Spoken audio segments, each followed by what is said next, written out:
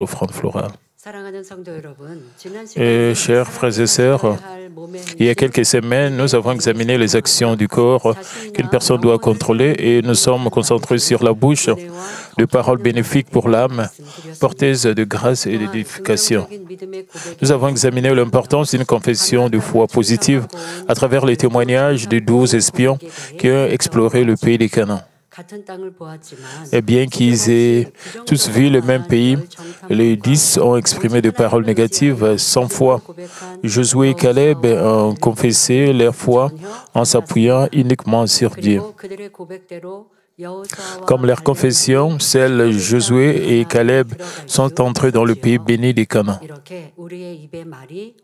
Conscients de l'importance de notre bouche, nous devons prononcer que des paroles de confession de foi agréables à Dieu.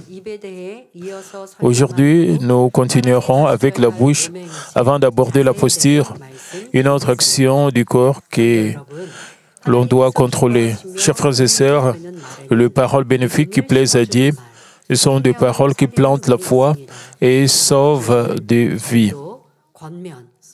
Il existe aussi des paroles bénéfiques et édifiantes qui sèment la foi et donnent la vie. Et ces paroles incluent l'évangélisation, l'exhortation, les réconforts. Jésus a dit dans Marc 1, 38, « Allons ailleurs dans les bourgades voisines, afin que j'y prêche aussi, car c'est pour cela que je suis sorti. » Nous pouvons constater que le disciple de Jésus et les autres apôtres prêchaient l'Évangile avec enthousiasme. L'apôtre Paul confessa dans 1 Corinthiens 9, 16, « Si je n'annonce l'Évangile, ce n'est pas pour moi un sujet de gloire. » Si j'annonce l'Évangile, ce n'est pas pour moi un sujet de gloire, car la nécessité m'en est imposée et malheur à moi si je n'annonce pas l'Évangile. Éphésiens 6, 9 dit, Éphésiens 6, 19 dit, et de prier en conséquence, priez pour moi, afin qu'il me soit donné, quand j'ouvre la bouche, de faire reconnaître hardiment et librement les mystères de l'Évangile.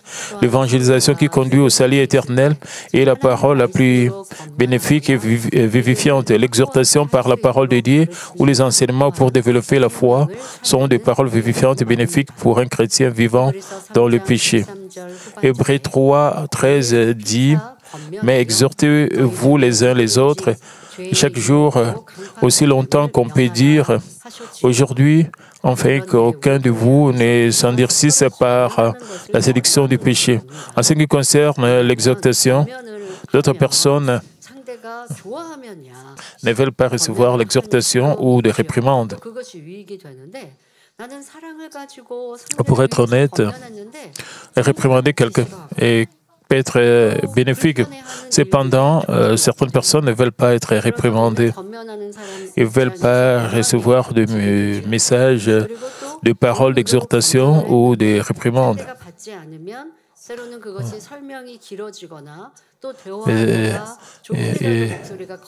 Et la personne qui est réprimande sera inconfortable parce que l'autre personne ne veut pas écouter cela.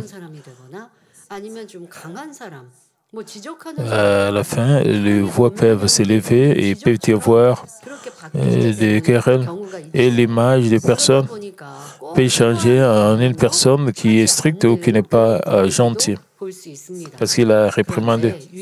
Et parfois dans l'Église, quand nous réprimandons, quand nous exhortons,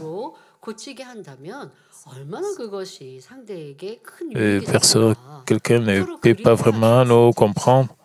Les bonnes paroles d'exhortation sont bénéfiques aux autres qui ont besoin de cela.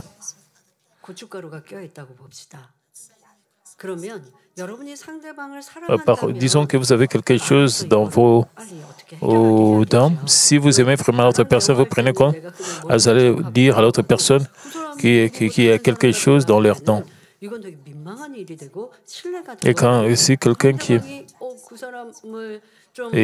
vers une autre personne sans savoir qu'il y a quelque chose dans ses dents. Et alors, ce sera vraiment très embarrassant pour l'autre personne. Mais si vous aimez vraiment l'autre personne, si vous prenez vraiment soin de l'autre personne et qu'il y a quelque chose dans ses dents, vous devez dire quelque chose pour que l'autre personne puisse enlever cela.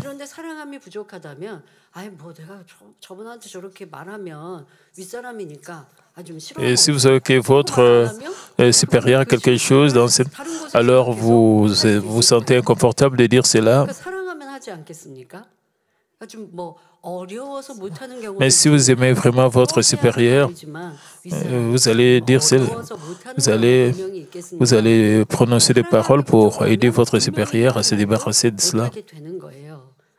Mais si vous manquez d'amour, si vous manquez de prendre soin des autres, vous ne serez pas capable de prononcer des paroles d'exhortation pour aider l'autre personne. Ces paroles sont bénéfiques à l'autre personne. Même moi, je dois prononcer ces paroles d'exhortation si l'autre personne ne m'aime pas. Si ces paroles sont bénéfiques à l'autre personne, alors vous ne devriez pas dire cela. Je pense que vous devez dire. Et parfois, il y a des moments où l'autre personne, oh, merci pour l'exhortation, merci pour la réprimande. Parfois, ils ne peuvent pas prononcer de bonnes paroles. Ils sont inconfortables, ils ont une expression, ils prononcent des paroles inconfortables en retour, comme réaction. Si l'autre personne est inconfortable après avoir réprimandé, alors vous devez aussi vous examiner vous-même. En ce qui concerne l'exhortation, 1 Thessaloniciens 2:11 dit, vous savez aussi que nous avons été pour chacun de vous ce qu'un père est pour ses enfants. Il est important de parler avec amour et d'utiliser des paroles justes pour que l'autre personne puisse changer. Cela est possible lorsqu'il n'y a pas de mauvaises émotions, mais seulement un cœur rempli d'amour et de compassion pour l'autre. Si vous vous sentez frustré ou mal à l'aise en vous demandant pourquoi ne change-t-il pas, ces paroles ne peuvent pas donner de vie, même si vous parlez doucement ou gentiment. D'abord, examinez votre cœur, chassez toute gêne et priez avec amour, comme je l'ai dit.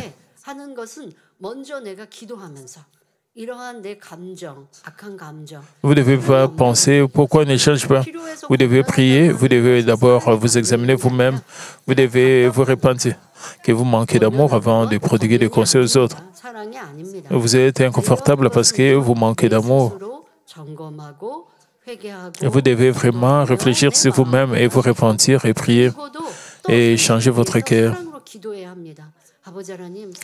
Vous devez être capable aussi de prier pour l'autre personne avec amour. Vous devez prier pour que l'autre personne puisse avoir la force, que l'autre personne puisse vraiment bien ses comportements. Vous devez être capable de recevoir l'inspiration du Saint-Esprit. Vous devez être guidé par le Saint-Esprit avant de parler à l'autre personne. Alors vous pouvez prononcer des paroles d'exhortation. Et quand nous écoutons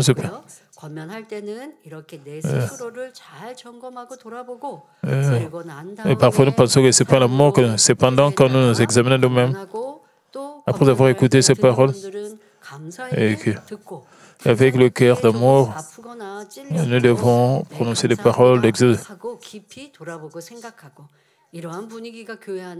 Vous devez toujours être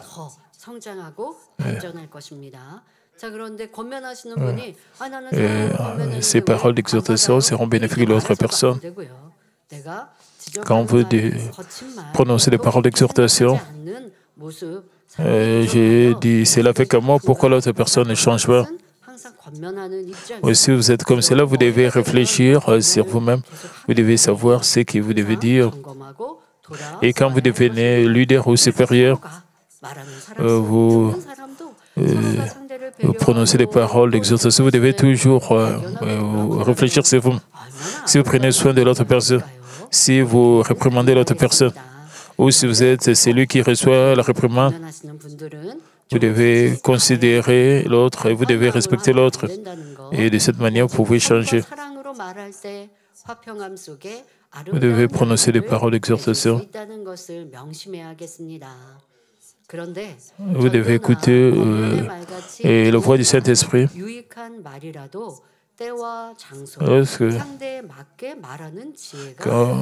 Ensuite, exhorter sur la conduite du Saint-Esprit, cela permet un changement efficace et rapide, même sans réponse immédiate. Ne soyez pas impatients. En parlant avec bonté, avec amour, vous porterez de beaux fruits dans la paix. Proverbe 15, 23 dit, on éprouve la joie à donner une réponse de sa bouche et combien est agréable une parole dite à propos. Et une parole dite à propos est agréable. Donc, soyez attentif aux sentiments et à la situation de l'autre lorsque vous lui donnez des conseils ou que vous le corrigez. Si votre conjoint résiste à l'Évangile, demandez-vous si vous ne l'avez pas forcé ou si vous n'êtes pas frustré par son manque de foi. S'il n'écoute pas, et votre conjoint ne vous écoute pas, vous ne devez pas forcer. De votre point de vue, vous pouvez être frustré parce que votre conjoint n'écoute pas. Alors, vous devez réfléchir et changer. Et si votre partenaire ne veut pas écouter, cela ne signifie pas que vous ne devez pas continuer à répandre l'Évangile. Vous devez penser au bon moment ou quand votre partenaire est dans un bon moment ou dans un moment favorable. Dans un bon moment favorable, vous pouvez évangéliser. Vous devez être que votre marié est vraiment dans une bonne humeur, vous pouvez prêcher. Vous devez penser à tout cela pour que vous puissiez évangéliser. Il est important de parler au bon moment et au bon endroit et d'éviter les conversations mondaines dans tout environnement de l'Église.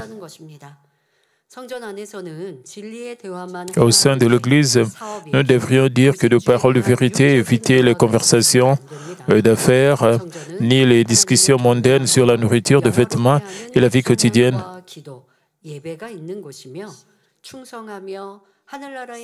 Nous devons toujours penser que l'Église est l'endroit où nous prions et nous donnons le culte à Dieu le Père. Même nous devons toujours penser, même dans nos réunions, et ce sont des réunions chrétiennes et des réunions qui glorifient Dieu. Ce ne sont pas des réunions pour des choses mondaines.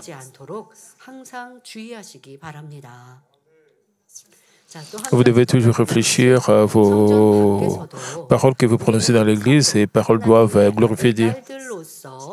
Même en dehors de l'Église, nous sommes enfants de Dieu.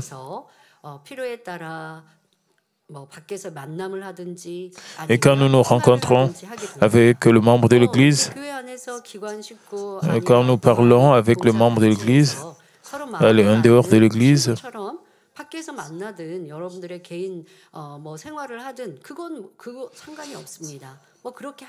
et vous allez rencontrer les membres de l'Église qui sont vos amis.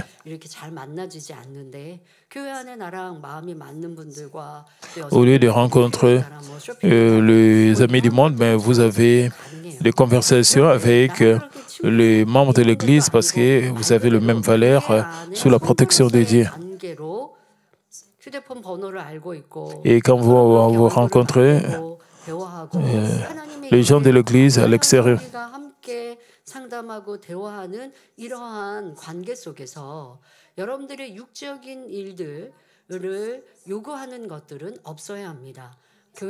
vous devez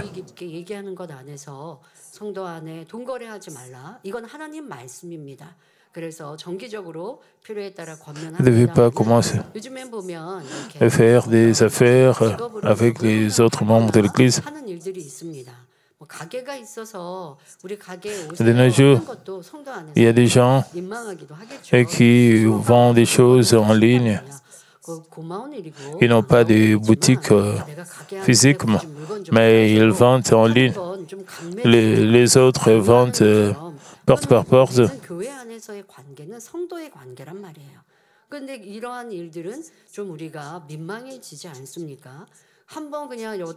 Nous sommes les membres de l'Église. Notre relation est dans l'Église.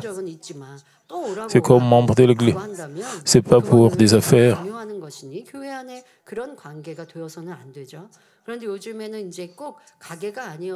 Et nous devons savoir que nous ne vendons pas des articles, des produits pour les membres de l'Église. Mais si un membre de l'Église visite votre boutique, ce n'est pas un problème, il peut acheter. Mais nous ne vendons pas des articles à l'Église ou faire la promotion de vos produits ici à l'Église, non.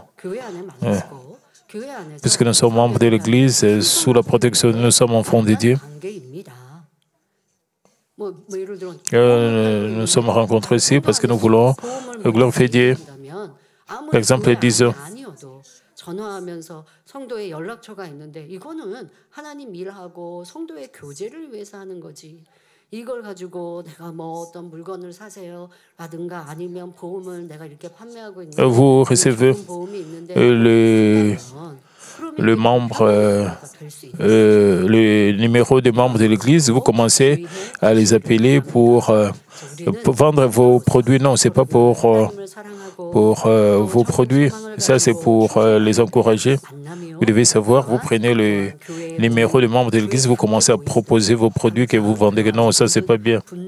C'est pour les réunions des cellules, des sous-districts.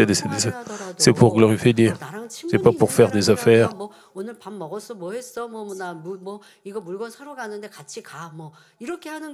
Et si vous êtes très proche avec certains membres,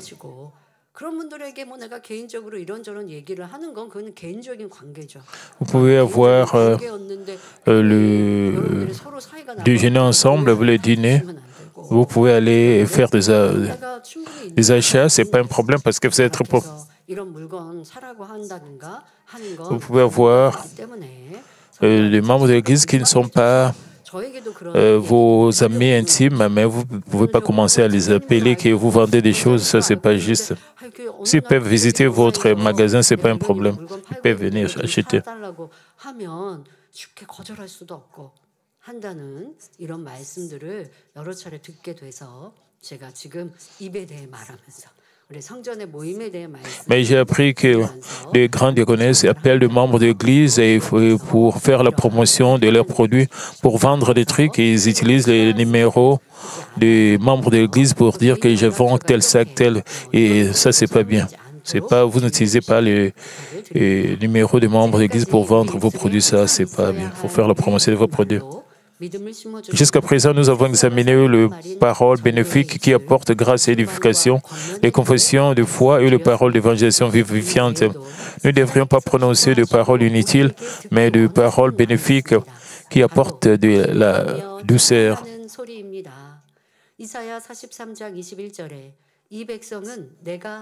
Tu devais des paroles quand nous prions. Donc, que nous devons louer Dieu le Père. Donc, une parole qui plaît à Dieu et qu'il désire, ce sont des sons de la prière, de la louange. Isaïe 43, 21 dit, le peuple que je me suis formé publiera mes louanges. Psaume 156, que tous ceux qui respirent louent l'Éternel et louent l'Éternel en tant qu'enfant de Dieu et sauvé. Nous devrons nous efforcer de le louer de nos lèvres. Dans les moments difficiles, nous devrions lui adresser des chants de joie et d'actions de grâce. Le psaume 42, 5 dit « Pourquoi t'as bâti mon âme et j'ai mis au-dedans de moi? Espère en Dieu, car je le louerai encore. Il est mon salut et mon Dieu. » Lorsque nous nous réjouissons dans l'adversité, que nous invoquons Dieu et que nous prions, il nous donne la foi nécessaire pour surmonter les épreuves et bénéficier de son secours. Plusieurs des psaumes de David sont des chants de louanges offerts à Dieu avec action de grâce et joie au milieu de grandes souffrances. Nous devons nous aussi plaire à Dieu. Par cette foi, notre bouche doit confesser la puissance de Dieu et ses œuvres. Le psaume 105, 2 dit « Chantez, chantez en son honneur, parlez de toutes ses merveilles. » Lorsque nous glorifions Dieu, Quand nous glorifions Dieu, nous devons confesser ses nombreuses bénédictions et nous devons confesser ses signes et prodiges extraordinaires. Dieu révèle des œuvres encore plus grandes, plus merveilleuses.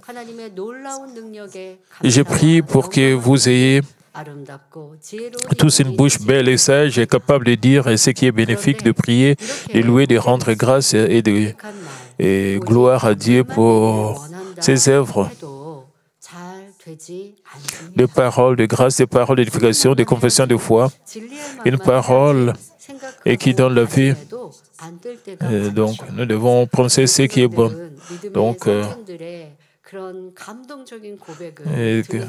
quand vous pensez aux hommes de la foi dans la Bible, quand vous écoutez les confessions de foi de Ruth ou de Daniel, ce sont des confessions de bonté. Parfois, nos membres de l'Église pratiquent ces confessions de bonté. Vous pouvez utiliser des confessions de bonté de Ruth, vous pratiquez combien cela serait bon et bien si vous prononcez de telles paroles. Et parfois, après quelque temps, vous pouvez oublier. Vous devez maintenant réfléchir sur vous. Pourquoi vous n'êtes pas capable de prononcer des paroles de bonté? Même si nous engageons à ne dire que du bien, que de paroles de vérité, nous arrive souvent d'échouer. Pourquoi? La réponse est donnée dans Luc 6,45. L'homme bon tire des bonnes choses, du bon trésor de son cœur, et le méchant tire de mauvaises choses de son mauvais trésor, car c'est de l'abondance du cœur que la bouche parle. Nous pouvons dire ce qui est doux dans la mesure où notre cœur est transformé par la vérité. Par exemple, un puits rempli de saleté et de débris ne peut pas produire d'eau pure. Notre parole est la même.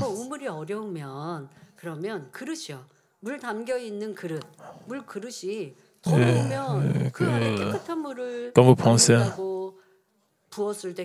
dans un bol où il y a de la saleté, puisque vous ajoutez des débris, il n'y aura que de la saleté. Et si votre cœur est sale et vous acceptez la vérité, et cela montre comme si votre cœur change. Cependant, puisque vous avez encore de la saleté dans votre cœur, et la vérité n'est qu'une partie de votre cœur, la Bible dit que vous ne devez pas être jaloux et envieux, vous ne devez pas avoir de la colère. Mais dans votre cœur, il y a encore la jalousie et l'envie. Pour dire ce qui est bon, nous devons d'abord nous purifier de la sueur de notre cœur. Une fontaine ou une rivière.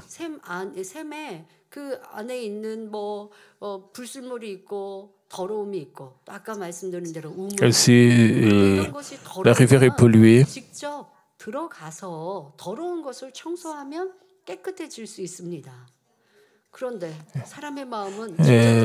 l'eau peut être purifiée si nous enlevons toutes les impuretés. Ensuite, nous devons produire des paroles pures, gracieuses et véridiques qui apportent la vie. Lorsqu'une fontaine est polluée, nous pouvons la purifier en y entrant et en enlevant les impuretés. Que faire si nous ne pouvons pas entrer physiquement dans notre cœur et le purifier? Nous devons réellement le purifier. Purifier son cœur, c'est suivre la parole de Dieu, s'abstenir de ce qu'il ne faut pas faire et rejeter ce qui doit l'être et observer les commandements requis. Tout comme nous prenons une douche pour nous purifier, nous pouvons éliminer la sueur spirituelle, qui est la nature pécheresse par l'eau de la parole de vérité. Lorsque nous sommes purifiés de paroles pures et véridiques, en sorte, une personne qui se plaignait et grognait régulièrement peut être transformée, faire des confessions positives et joyeuses en se débarrassant de ses désirs égoïstes et de sa négativité. Une personne qui calomnie, juge et condamne peut être transformée et chanter des louanges et comprendre les autres en abandonnant la haine et l'orgueil.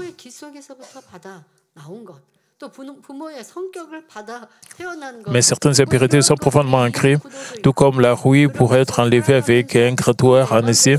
Nous devons gêner pour éliminer spirituellement la rouille de la contre-vérité, la grâce de Dieu, la puissance de Dieu et le Saint-Esprit nous aideront à nous purifier quotidiennement si nous prions avec ferveur pour un cœur pur.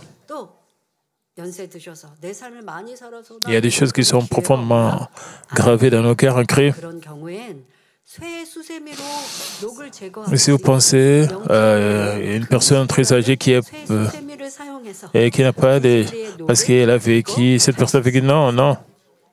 Oh, cela peut enlever. Nous pouvons gêner et donc pouvoir être transformés.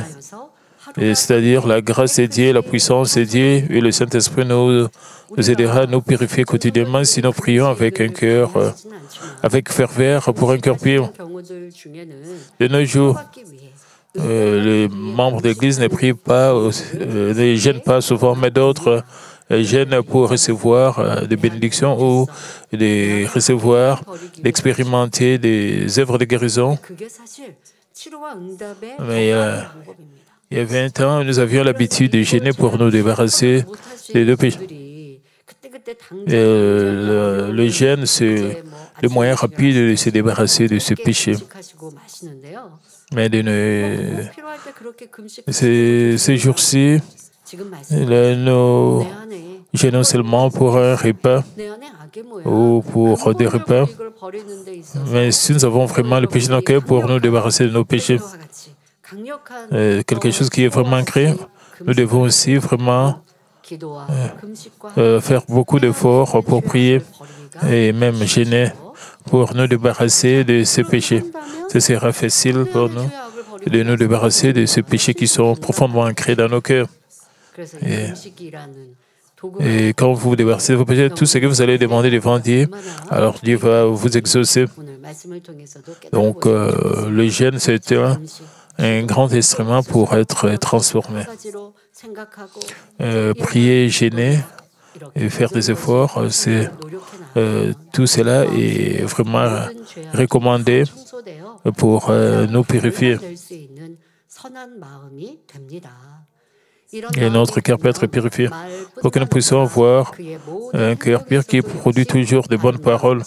Par cet effort, tous les péchés de notre cœur peuvent être purifiés. Nous pouvons avoir un cœur qui produit toujours des paroles douces. Lorsque nous atteignons ce cœur, nos paroles et actions reflèteront la vérité. 1 Jean 3, 18 dit, « Petit enfant, n'aimons pas en parole et avec la langue, mais en action et avec vérité. » Les actions peuvent être perfectionnées. Voyons comment nous devrions les contrôler, en particulier notre posture. Jusqu'à là, nous avons... donc, jusqu'à présent, nous avons observé les pensées, le cœur, les yeux, les oreilles et la bouche d'une personne. Si notre cœur est parfait, notre bouche est parfaite. Nous devons maintenant examiner notre posture. Comme je le disais, jusqu'à présent, nous avons observé le pensée, le cœur, les yeux, les oreilles et la bouche d'une personne. Ces 5 attributs combinés forment notre posture ou notre attitude. Avez-vous déjà regardé quelqu'un et pensé « Waouh, il a une telle posture, il est très élégant ».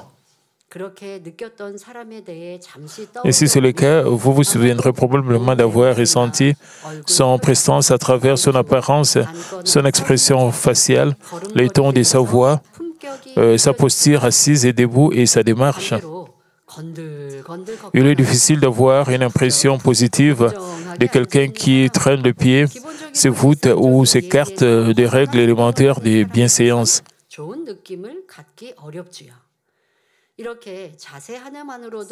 Un seul aspect, comme sa posture, peut grandement affecter la dignité d'une personne.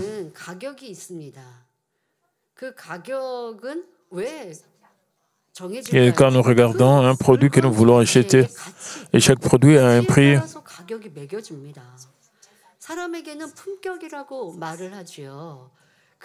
C'est au sujet de la qualité, c'est pour ça que les prix sont différents. Quand nous pensons à une personne, chaque personne a aussi un prix, c'est pas que d'autres n'ont pas, sont sans valeur, non. Et votre expression faciale, votre attitude, votre posture, tout cela compte. 자, 여러분도 그런 사람들이 될 수 있고 되어야 한다는 것이죠. 우리가 주님의 교양으로 자세를 온전케 만든다면 Et si nous perfectionnons notre posture grâce au raffinement du Seigneur, nous pouvons être loués comme honorables à l'Église, dans nos foyers et sur les lieux de travail et auprès du reste de la société. Lorsque nous sommes reconnus comme honorables en vérité, nous acquérons un pouvoir qui ne dépend pas du statut mondain, mais de l'autorité garantie par Dieu. 모든 것을 다스린다고 해서 꼭 세상에서 막 머리만 되어야 된다는 것이 아니라 어느 곳에 있든지 여러분들이 인정받고 사랑받고 대우받고 Et cela signifie que vous devez être en une position de leadership. 되는 것이죠. Vous devez recevoir l'amour et le respect d'autres personnes par votre posture. Nous n'avons pas seulement rencontré les amis qui sont nos amis intimes. Parfois, nous pouvons rencontrer des étrangers et des autres personnes dans la rue. Et partout, nous pouvons même rencontrer des clients, même des employés. Et partout, nous serons. Que ce soit même dans les toilettes de la société ou du restaurant. Parfois, il y a des messages dans des salles de toilettes. Dépendant de comment vous agissez, comment vous vous comportez, votre posture, cela peut impacter les autres. D'autres personnes se comportent de manière étrange. Et même devant les gens, ils se comportent d'une mauvaise manière. Il y a des gens comme ça.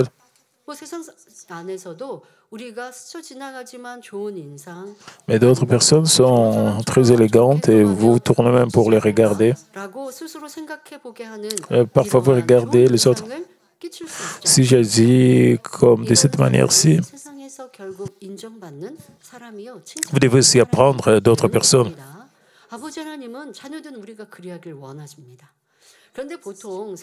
Dieu le Père veut que ses enfants puissent apprendre la bonté d'autres personnes.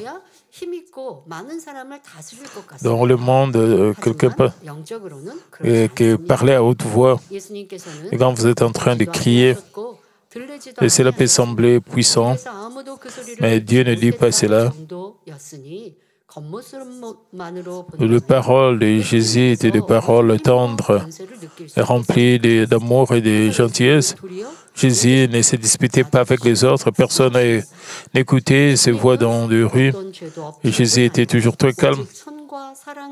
Et Jésus avait toujours une très bonne attitude, parce qu'il était rempli d'amour et de bonté. C'est pour cela. Et il possédait l'autorité et la puissance garantie par Dieu, parce que toute la création se procède devant lui.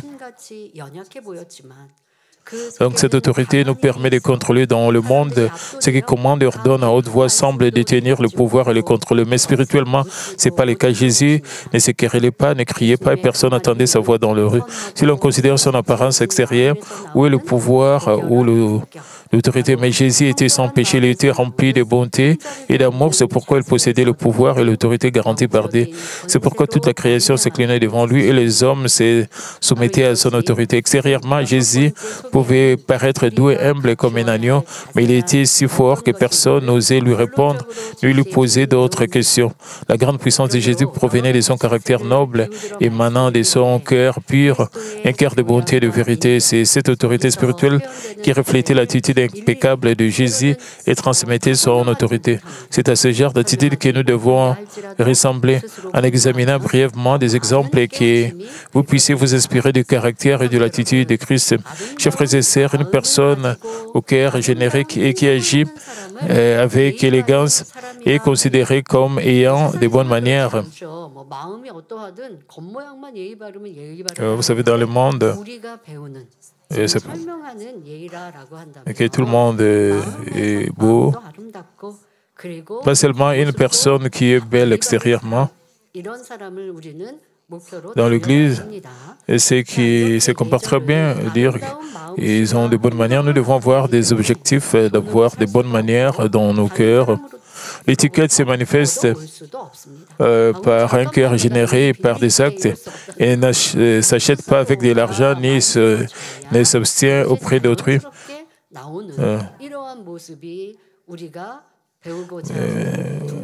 Vous devez avoir une bonne manière, vous devez avoir vraiment l'étiquette, tout comme un diamant n'est rien d'autre qu'une simple pierre.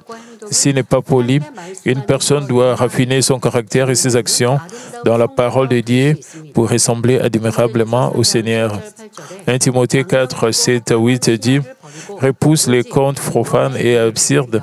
Exerce-toi à la piété, car l'exercice corporel est utile à peu de choses, tandis que la piété est utile à tout, ayant la promesse de la vie présente et de celle qui est à venir. » Nous devons constamment nous efforcer de maintenir une attitude correcte dans notre posture, nos mouvements, notre expression, nos gestes et nos conversations. Sans cela, notre cœur pourrait progressivement se transformer en vérité, mais ne pas transparaître dans notre comportement. Nous serions incapables de devenir la lumière et le sel du monde. Quelqu'un prie avec ferveur pour être transformé dans son cœur. Mais il n'y a pas de différence dans ses actions. Extérieurement, son comportement ne change pas. Les gens autour de lui ne ressentent rien. Même s'il prie, son comportement ne change pas extérieurement. Je suis capable de ressentir que cette personne n'a pas été transformée. Et les gens du monde regardent le comportement extérieur. Pas seulement notre cœur, nous devons transformer aussi nos comportements. Bien sûr, si vous transformez vos comportements, votre comportement extérieur, mais vous ne changez pas votre cœur, ça c'est pas bien. Parfois nous voyons des vidéos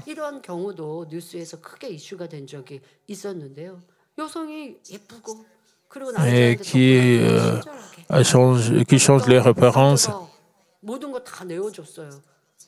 Et en changeant comme cela, et ces personnes finissent par se marier à des gens qui ont beaucoup d'argent.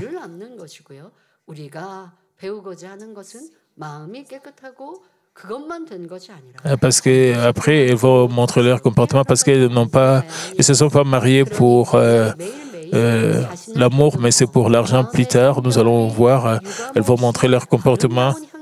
Que nous puissions nous raffiner chaque jour afin qu'un cœur pur puisse émaner comme un parfum agréable. Les gens apprennent ce qui est nécessaire. Donc, c'est grâce à nos parents et à notre entourage que nous apprenons les bases de la vie en société. On apprend les bonnes manières de base comme l'étiquette à table, les techniques de conversation, les salutations, la considération d'autrui, l'humilité, les sacrifices. Tout cela constitue le terme étiquette ou raffinement. Si vous ne possédez pas les bonnes manières de base en société, vous risquez de commettre des erreurs dans des situations importantes et de vous sentir embarrassé. Si vous êtes trop poli, vous risquez de paraître hypocrite ou superficiel. Un manque de raffinement peut vous faire paraître négligent. Comme le dit le proverbe, les bonnes manières sont la clé d'une vie bien vécue et la majoration est la clé pour le rendre vraiment efficace. Et certains d'entre vous se demandent peut-être quel est le rapport entre la foi et l'étiquette. Bien sûr, la parole d'une personne, c'est-à-dire la démarche, la posture, la parole d'une personne, elle reflète son cœur et son caractère. 1 Pierre 1,15 déclare « Mais puisque c'est lui qui vous a appelé saint, vous aussi soyez saints dans votre conduite. » Si nos cœurs sont transformés par la vérité, la bonté et l'amour pour ressembler à Dieu, alors nos actions seront également irréprochables et saintes. En ressemblant à Dieu, le Père et au Seigneur, nos paroles, nos actions seront raffinées. Et cela devient plus facile à comprendre lorsque nous reconnaissons le sens spirituel des actions du corps. Romains 8,13 dit « Si vous vivez selon la chair, vous mourrez, mais si par l'Esprit vous faites mourir les actions du corps, vous vivrez. » Nous comprenons que les actions du corps révèlent de la contre-vérité. Et cela doit être mis à mort par l'Esprit. Ici, le corps ne désigne pas simplement le corps physique d'une personne, mais le corps au sens spirituel. Il désigne un corps souillé par la contre-vérité et en décomposition par l'absence de la connaissance spirituelle, qui est la vérité. Lorsque le premier homme, Adam, était un être vivant, il était rempli de la connaissance de l'Esprit, qui est la vérité. Ses actions étaient nobles et raffinées. Après avoir mangé de l'arbre de la connaissance du bien et du mal, son corps s'est mêlé à la contre-vérité. Corrompu par la chair, ses actions commençaient à suivre la contre-vérité. Et Caïn, le premier-né d'Adam, en est un exemple clair. Caïn parlait de Dieu avec irrespect et avait une attitude loin d'être respectueuse. Il trahit son frère et ne parvint pas à maîtriser ses émotions. Ses actions sont loin d'être saintes. Lorsque la contre-vérité, le péché entrèrent dans son cœur et Caïn devint impur. C'est pourquoi les actions du corps doivent être mises à mort par l'Esprit pour vivre. Les actions du corps comprennent le péché et manifesté et les actions imparfaites ou impies. Par exemple, une personne directe qui a accepté le Seigneur et qui a rejeté le mal dans son cœur pourrait refléter son comportement. Au lieu d'être douce et affectueuse, sa personnalité pourrait encore paraître brutale par son ton et son expression faciale. Vous devez changer votre cœur va changer ensemble avec votre comportement extérieur. Vous ne devez pas seulement changer dans votre cœur et ne pas changer vos habitudes ou votre comportement. Parfois, vous pouvez penser, si je ne change pas mon appartement, vous devez sanctifier votre cœur. Alors, si vous ne changez pas votre cœur, vos expressions servent. Même si cela peut paraître anodin, vous devez vous imprégner de vertu et d'amour et avoir une présence chaleureuse et douce pour ressembler pleinement à l'image de Dieu. Parlons d'un leader de l'Église ou leader de l'ouvrier. Vous êtes un leader. Vous voulez qu'il puisse utiliser de bonnes paroles ou qu'il soit strict. Si votre cœur est transformé, vous allez aussi, et cela va aussi se montrer extérieurement. La semaine prochaine, nous verrons ce qu'il faut contrôler et raffiner en appliquant la parole à nos vies, que nous puissions devenir de beaux chrétiens, loués et aimés de tous, où que nous allions. Chers frères et sœurs, nous désirons tous être entourés de personnes chaleureuses, lumineuses, joyeuses et bienveillantes. Lorsque nous sommes fatigués et là, épuisés, nous aspirons à quelqu'un qui nous comprenne et qui nous réconforte par des paroles, des expressions bienveillantes, qui nous réconforte et nous donne de la force. Les personnes qui résolvent le problème et aident les autres à devenir meilleurs sont une grande bénédiction. Vous serez reconnaissant de telles personnes. Vous voulez être ami avec des gens qui résolvent des problèmes des autres. Êtes-vous ce genre de personnes envers votre entourage? Faites-vous preuve d'amour et d'intention envers votre conjoint, votre partenaire, vos enfants, vos parents, vos amis, vos collègues et vos voisins. Si nous traitons les autres comme nous aimerons être traités, nous serons aimés indispensables à tous. Votre environnement et votre situation changeront également et partout où vous irez, vous serez remplis de rire et de bonheur. Devenir une personne merveilleuse et difficile par l'effort humain ou en comptant uniquement sur ses propres forces, mais avec l'aide du Seigneur, nous pouvons être transformés par la prière fervente et nous devenons des personnes belles, aimantes et honorables en rejetant le mal et de notre cœur et en nous remplissant de bonté et de vérité. Ceux qui sont transformés seront aimés de Dieu. Que vous puissiez tous ressembler à la bouche bienveillante et gracieuse du Seigneur, recevoir la joie et la louange de Dieu et de ceux qui nous entourent. Je prie au nom du Seigneur que vous ayez la bénédiction de demeurer auprès du trône de Dieu au ciel. Et prions tous concernant ce message. Père Céleste, aujourd'hui, nous avons parlé des attributs de la bouche. Nous avons aussi brièvement parlé de notre posture, notre attitude, que nous soyons aussi parfaits dans notre attitude, dans notre posture, pour que nous puissions ressembler au Seigneur, que nous soyons vraiment de véritables épouses du Seigneur. Pas seulement notre apparence, notre comportement, que nous soyons aussi transformés au fond de notre cœur pour que nous soyons des véritables enfants. Et Père, à travers le message de la semaine prochaine, que nous soyons complètement transformés, que nous puissions avoir la force de devenir des véritables enfants. Père, nous te remercions au nom de notre Seigneur Jésus-Christ. Amen. Maintenant, je veux prier pour le malade. Posez vos mains sur vos parties malades. Si vous n'êtes pas malade, posez vos mains sur votre cœur pour le désir de votre cœur. Cher Père Céleste, merci d'être avec nous, Père. Tous ceux qui participent à ces cultes, Père, qu'ils puissent tous recevoir de la guérison et la force depuis jusqu'à la terre de partie de la tête. Pose ta main sur leur partie malade. Et bien avec le feu du Saint-Esprit, consume toutes sortes d'impuretés, toutes sortes de maladies, que tout cela soit chassé, qu'il soit purifié par ta puissance, qu'il puisse expérimenter des œuvres par la puissance du Saint-Esprit, et toutes sortes de maladies et infirmités soient purifiées, qu'ils soient fortifiés, qu'ils soient guéris avec ta puissance, Père, Père, qu'ils soient fervents sous ta protection, Père, qu'ils puissent recevoir le feu du Saint-Esprit et qui permet que nous puissions courir vigoureusement vers le ciel. S'il te plaît, bénis et protège nos étudiants pour qu'ils puissent bien étudier et qu'ils ne puissent pas suivre les choses mondaines, mais qu'ils soient sous ta protection. Père, bénis-nous et protège-nous avec tes yeux enflammés. Et à travers tes yeux enflammés, Père, et tu puisses rencontrer le désir de nos cœurs et donne-nous des réponses, Père. Père, nous te remercions. Au nom de notre Seigneur Jésus-Christ, j'ai ainsi prié. Amen.